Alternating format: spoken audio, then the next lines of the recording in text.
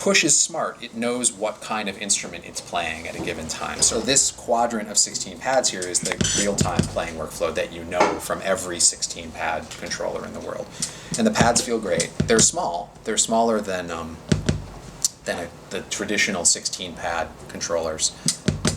But that's because we need the other pads to do different things at the same time. And to make them the full size, you'd have a controller that was gigantic. So these 16 pads are for playing. Of course, they're velocity sensitive. These 16 pads are for controlling loop length. So each of these pads represents one bar, and I can create a pattern that's from 1 bar to 16 bars.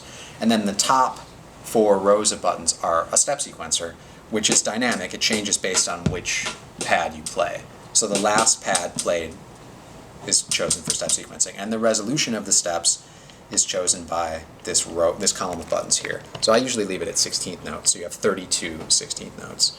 So I can just patch in hi-hat 8th notes, just like that. And if I wanted, a 16th note in the middle,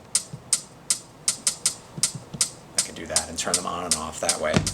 Now I'm switching, this pad will continue to flash.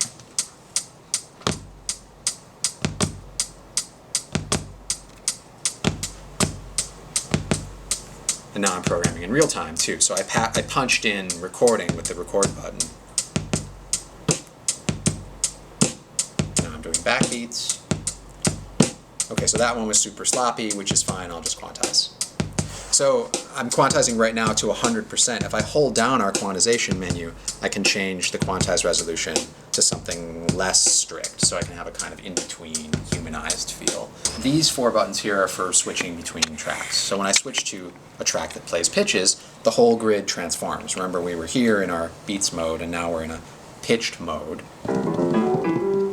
where I've represented all of the notes on the keyboard onto this pad, and I can switch between what we call an in-key mode and a chromatic mode. I'll talk a little bit about how those work. So in chromatic mode, the layout here is really similar to what you would see on a piano, except that the pads are a completely different kind of arrangement.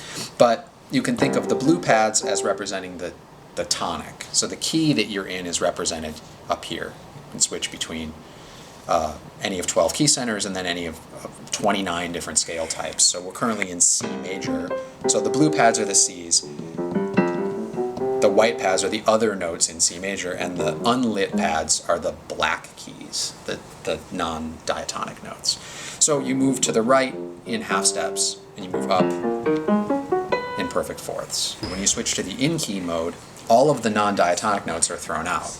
The whole thing now is in the key of C major. So you notice the unlit pads disappeared. So again, the blue pads represent the tonic, and the other pads are the pads that are in the key. So now, instead of by half steps, we're moving by scale degrees, by diatonic scale degrees to the right, in diatonic fourths up, and now everything is in key. And to switch keys, you just switch to a different key center and then a different scale here. Maybe the most interesting way to show that is to play the kind of conventional pattern for a major scale on this is 3 to the right and 1 up. But that's also the pattern for any scale. So if I want to play in B minor, because everything is sort of shiftable, once you learn the pattern for triads, you have all of the diatonic triads available in exactly the same fingering pattern. So all this 1-4-5 shifting of hands goes away. And because we build in fourths up, it makes it really easy to play kind of non-conventional or sort of quartal or jazz harmony. And once you find interesting harmonic structures, you can just move them around on the instrument.